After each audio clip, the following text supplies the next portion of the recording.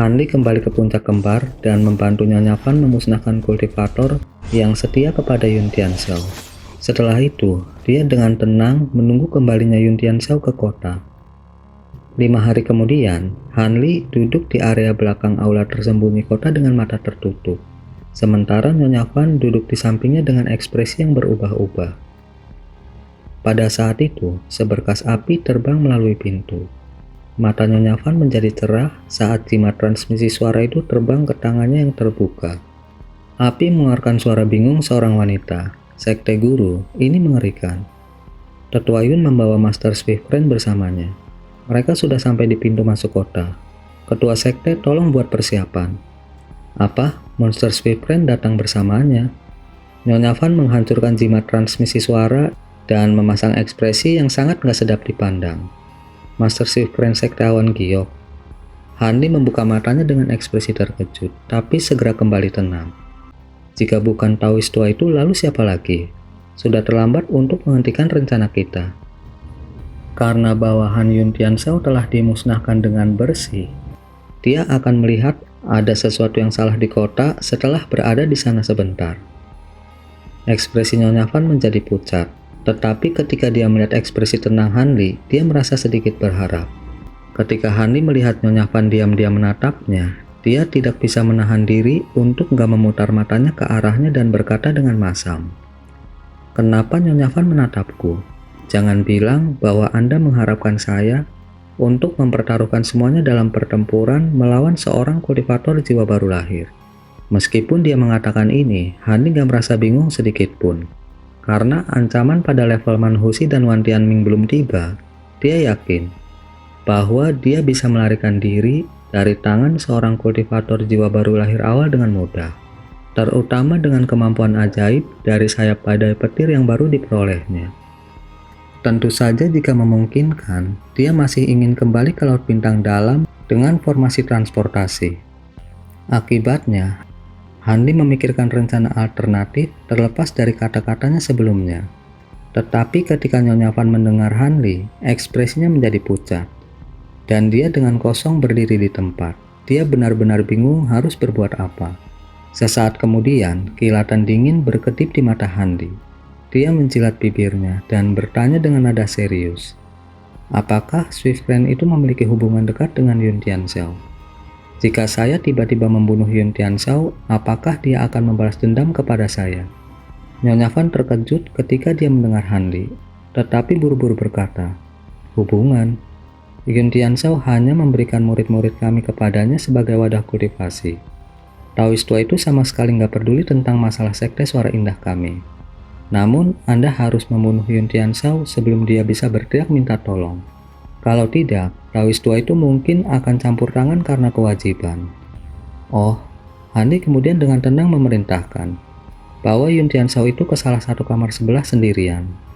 Aku akan membunuhnya di sana dalam sekejap. Dia nggak akan punya waktu untuk meminta bantuan dari Swiftfriend. Selama Anda bertanggung jawab atas urusan sekte, Taoist tua itu nggak akan bisa mengatakan apa-apa." Setelah itu, menangkan dukungannya dengan menggunakan beberapa tawaran bagus.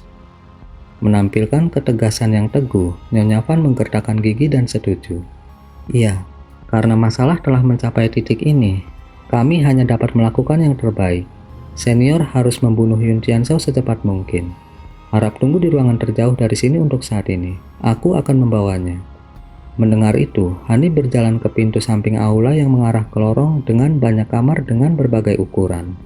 Ketika dia tiba di pintu, Hanli memikirkan sesuatu dan tiba-tiba berhenti.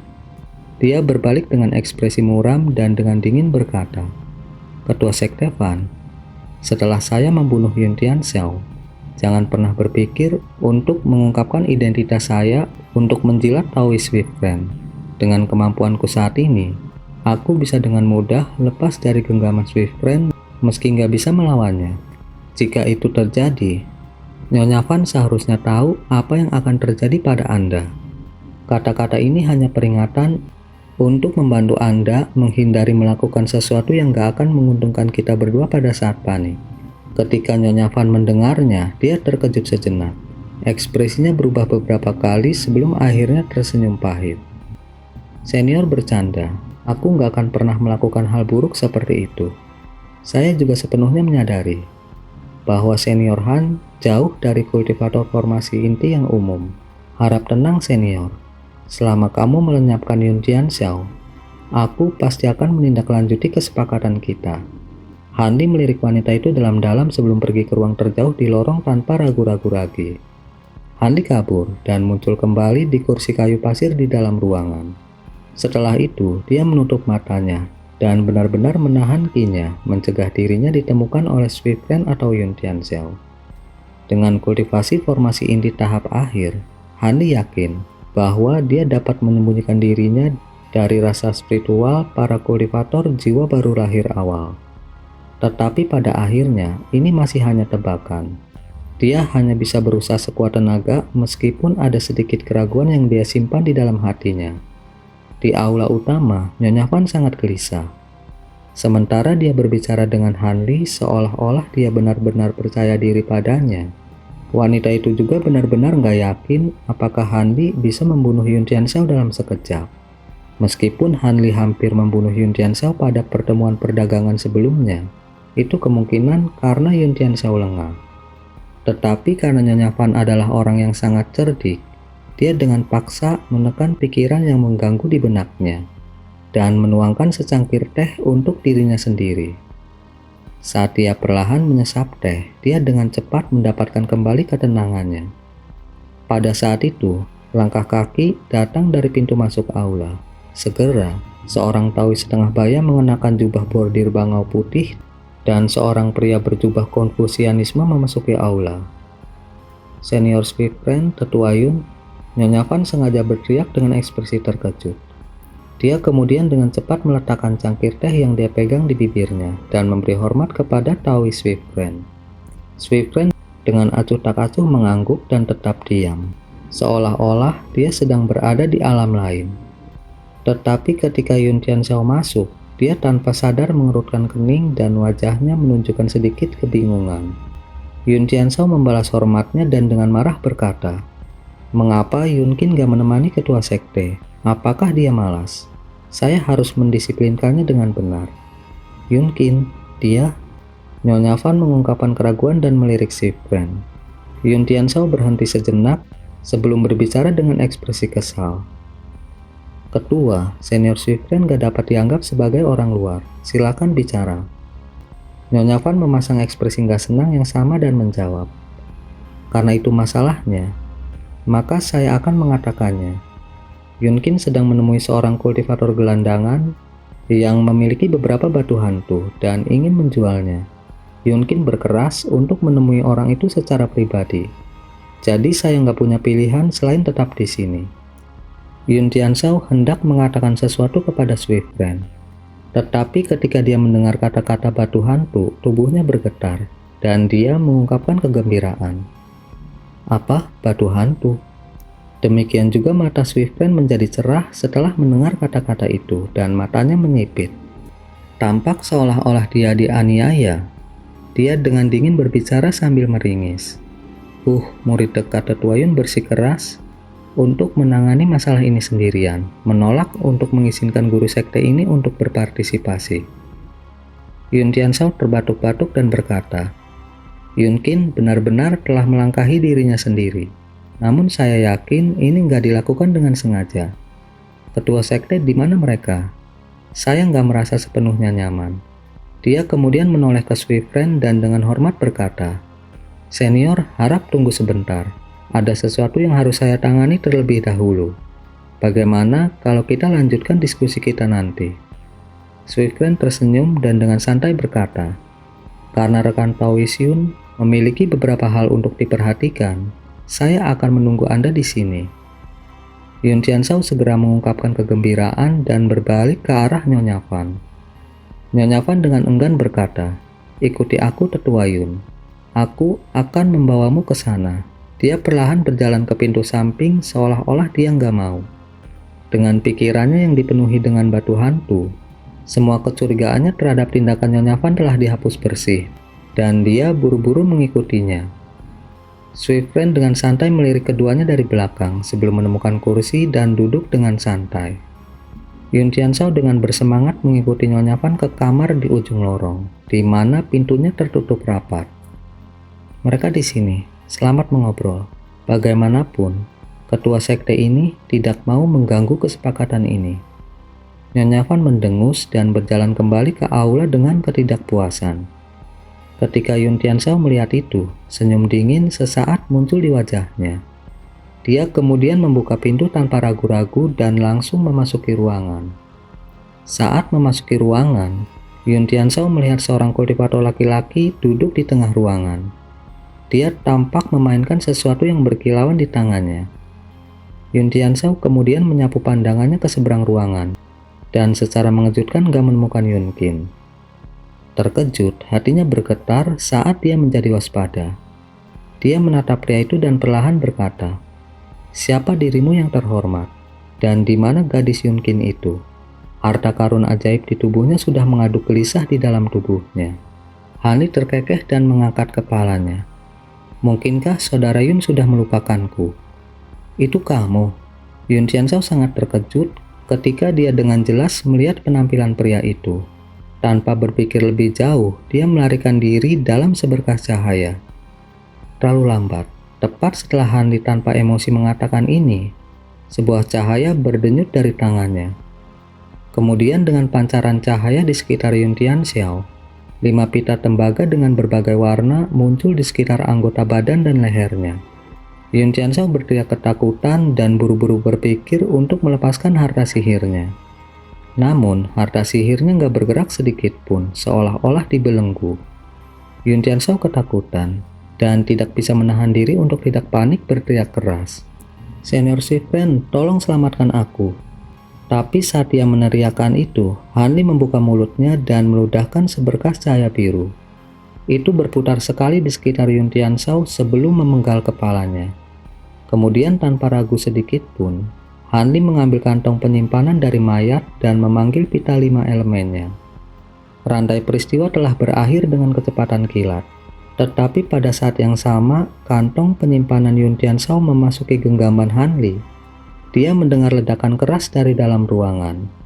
Dinding ruangan telah dihancurkan terbuka, dan Taoist Shifen terbang ke dalam ruangan melalui awan abu. Taoist tua dengan muram melirik mayat yang dipenggal di tanah dan mengalihkan pandangannya ke Han Li. Dengan niat membunuh bersinar di matanya, dia berteriak, "Kamu mencari kematian." Dia kemudian menjentikan tangannya, dan seberkas cahaya putih yang menyilaukan tiba di depan Han Li dalam sekejap. Dengan pupil mengerut dan jantung gemetar, Han Li dengan liar memperbesar pita 5 elemen di tangannya, menutupi tubuhnya dalam silinder multiwarna. Pada saat yang sama, dia mengeluarkan tongkat giok merah dan kuning dengan putaran tangannya. Karena ini adalah pertama kalinya Han Li memblokir serangan kultivator jiwa baru lahir sejak mencapai tahap akhir formasi inti. Dia secara alami tertarik untuk menguji apakah harta tajamnya dapat menerima serangan itu atau tidak. Namun, terlepas dari penampilannya yang tenang, dia merasa benar-benar gelisah dan tidak yakin. Bang! Cahaya putih dan pelangi bertabrakan. Han Li merasa seolah-olah dia dipukul oleh palu yang berat dan dikirim terbang sebelum menabrak dinding di belakangnya. Kepalanya dibiarkan berputar karena benturan. Sementara Han Li masih linglung karena serangan itu, Shifen berteriak kaget. Dengan cahaya putih lain muncul di depan matanya. Han Li mengambil nafas dingin dan dengan tegas melambaikan tongkat gioknya.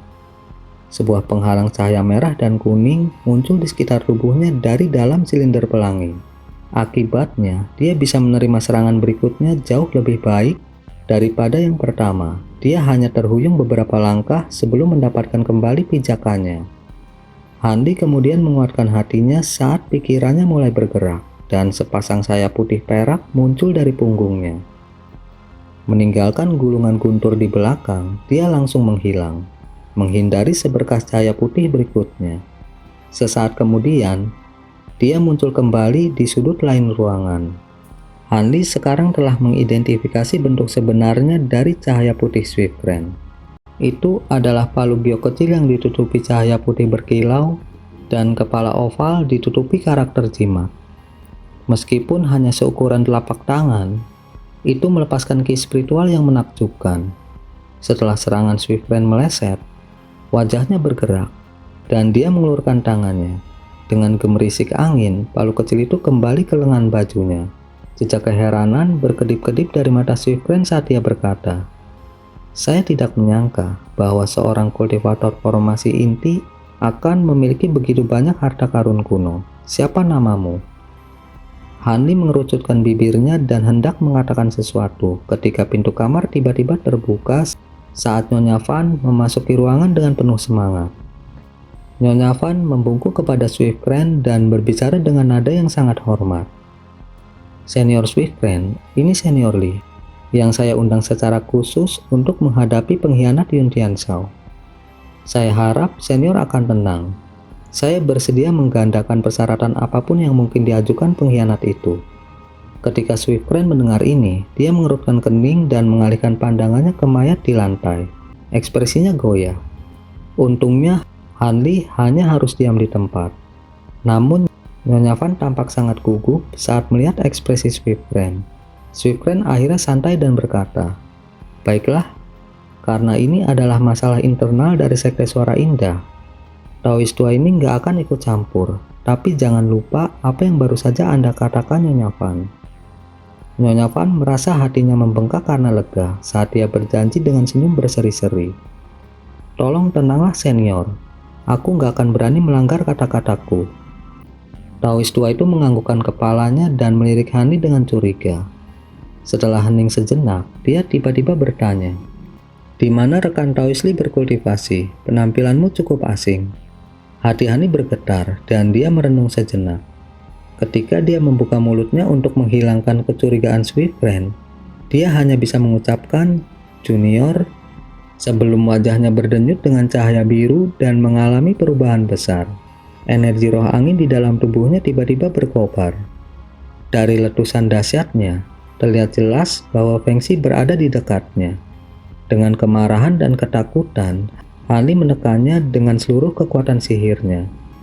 Setelah dengan paksa menekan energi roh angin, dia merasakan keringat dingin melapisi tubuhnya.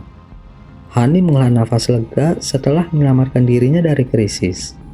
Tetapi ketika dia mengalihkan pandangannya ke Swiftbrand, dia melihat sedikit keheranan. Itu kemudian berubah menjadi ekspresi kegembiraan yang aneh.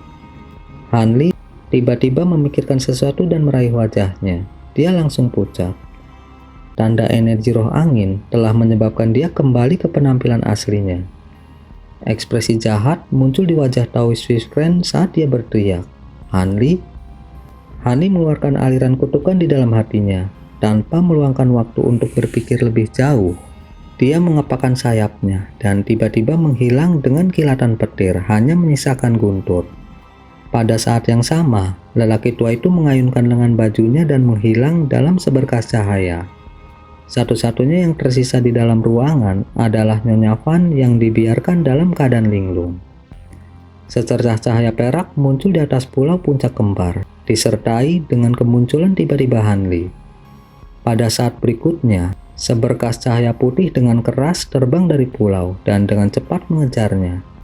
Ekspresi Hanli tenggelam, dan dia segera mengilhami sayap badai petir di dalam tubuhnya dengan petir penakluk iblis. Sesaat kemudian, dia muncul kembali 100 meter jauhnya. Kilatan ini berlanjut setiap kali dengan guntur yang tersisa di belakangnya. Dalam sekejap mata, Hanli telah direduksi menjadi titik hitam kecil di cakrawala. Ketika Swiftbrand melihat ini, dia tidak percaya apa yang dia lihat.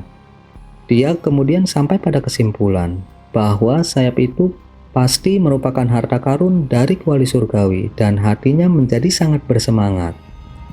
Dengan teriakan, dia berubah menjadi seberkas cahaya yang menyilaukan dan mulai mengejar Hanli merobek ke langit dengan dentuman yang tertinggal di belakangnya. Dalam sekejap, titik-titik hitam dan putih nggak lagi terlihat dari pulau itu. Di depan, Hanli perlahan meningkatkan jarak antara dia dan Taois Swiftbrand dengan kecepatan yang luar biasa dari sayap badai petir. Hanli nggak akan memakan waktu lebih lama lagi sampai dia melepaskan diri dari Swiftbrand dengan kecepatannya saat ini. Tetapi pada saat itu, energi roh angin berkobar sekali lagi di dalam tubuhnya dan terus menyala secara berkala. Hani terpaksa berhenti secara berkala dan menggunakan kekuatan sihirnya untuk menekan serangan balik energi roh angin. Namun, penundaan ini telah memberi Swiftren kesempatan untuk mengaitkan indera spiritualnya ke Hanli, memungkinkannya untuk mengejarnya tanpa henti.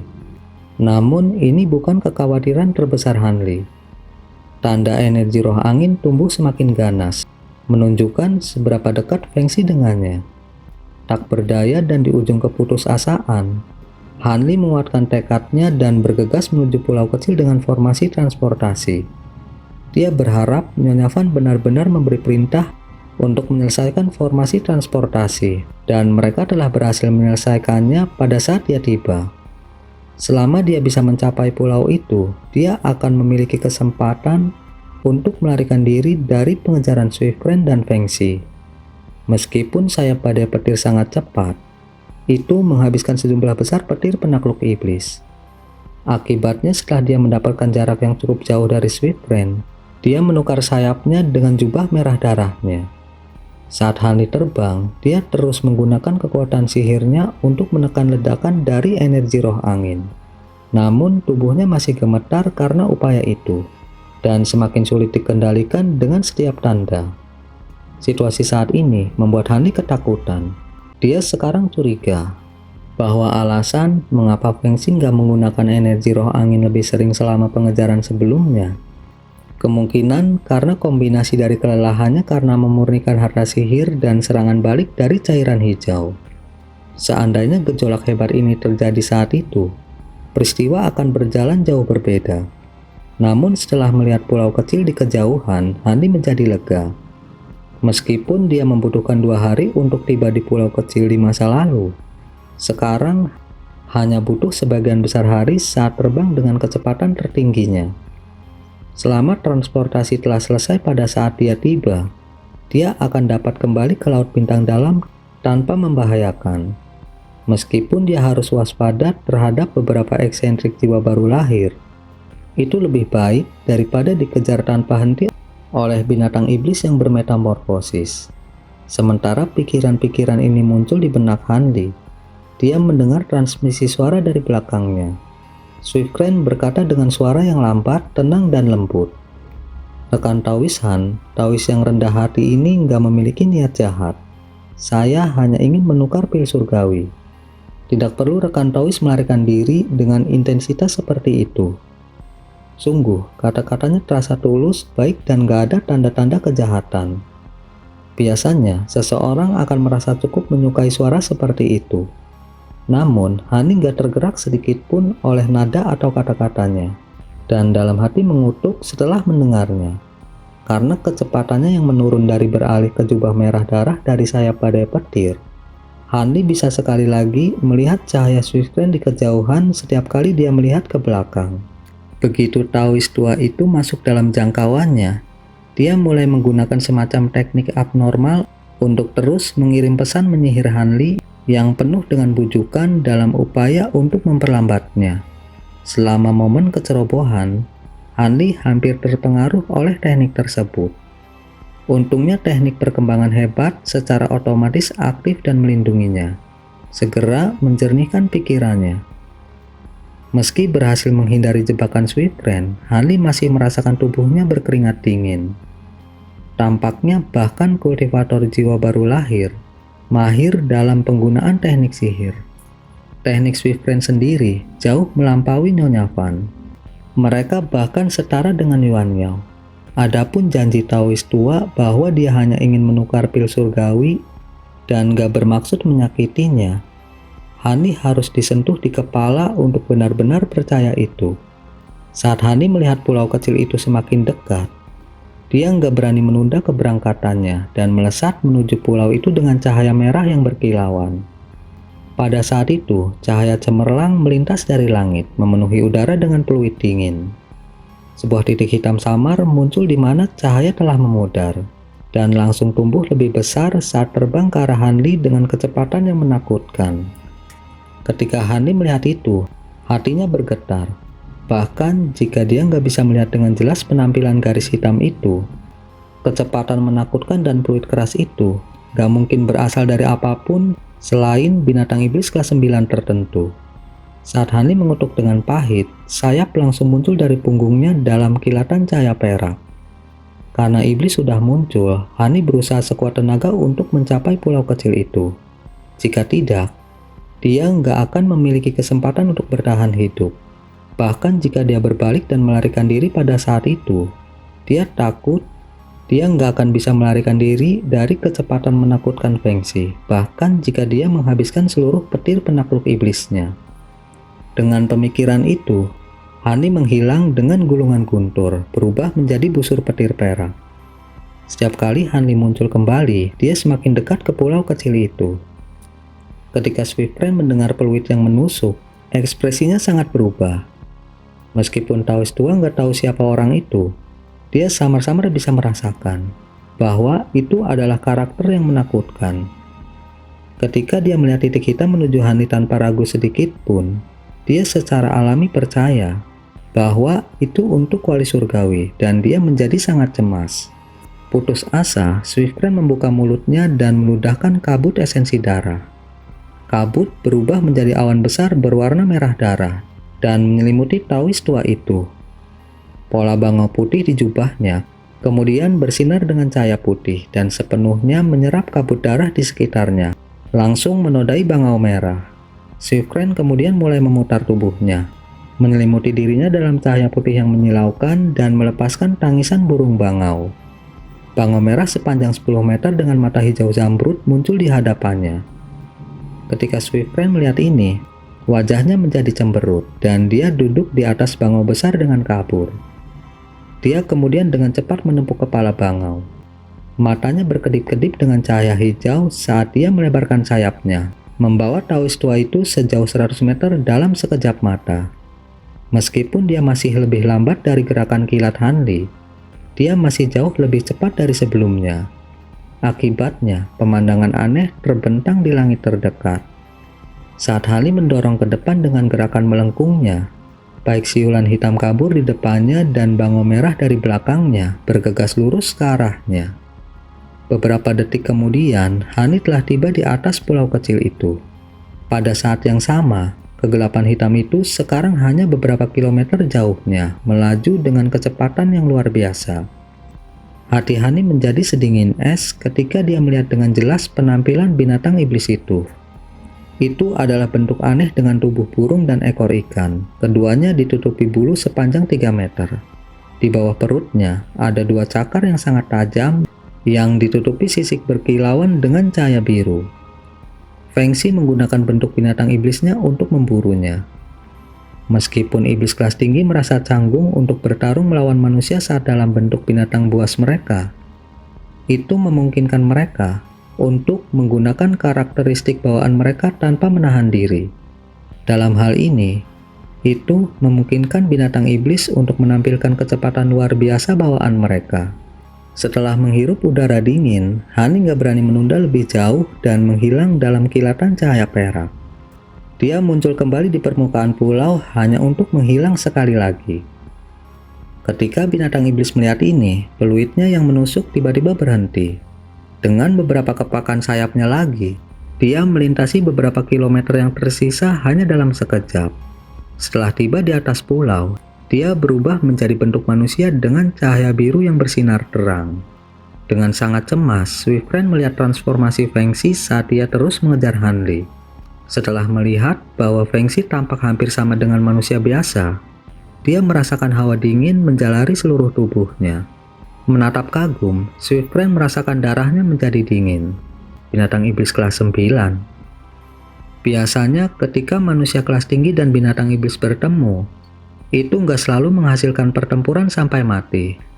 Tetapi jika ada perbedaan besar dalam kekuatan di antara mereka, pertumpahan darah nggak dapat dihindari. Bagaimanapun, terlepas dari apakah itu untuk binatang iblis atau jiwa manusia yang baru lahir dan inti emas, mereka berdua sangat didambakan oleh pihak lawan.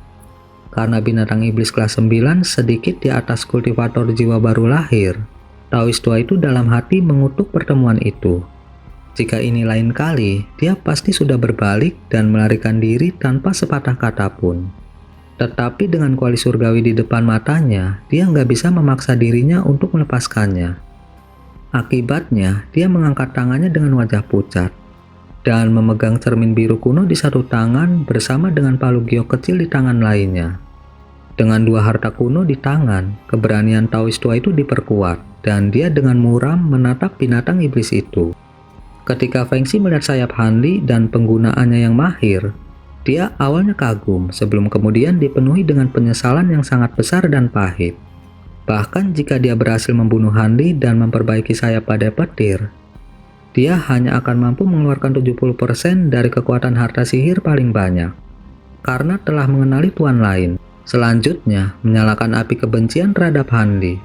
Akibatnya, meskipun Feng Xi telah melihat Swift Rain, dia benar-benar mengabaikan Taois tua. Pikirannya benar-benar terfokus pada Hanli. Dia menghadapi Taois dan dengan dingin berteriak, "Persetan!" sebelum kabur ke arah pulau. Taois Swift Rain tertegun sejenak sebelum menggertakkan giginya dan terbang mengejar. Kuali surgawi adalah harta rahasia peringkat teratas di Laut Bintang tersebar, dan bahkan jika dia harus mempertaruhkan nyawanya, dia harus mendapatkannya.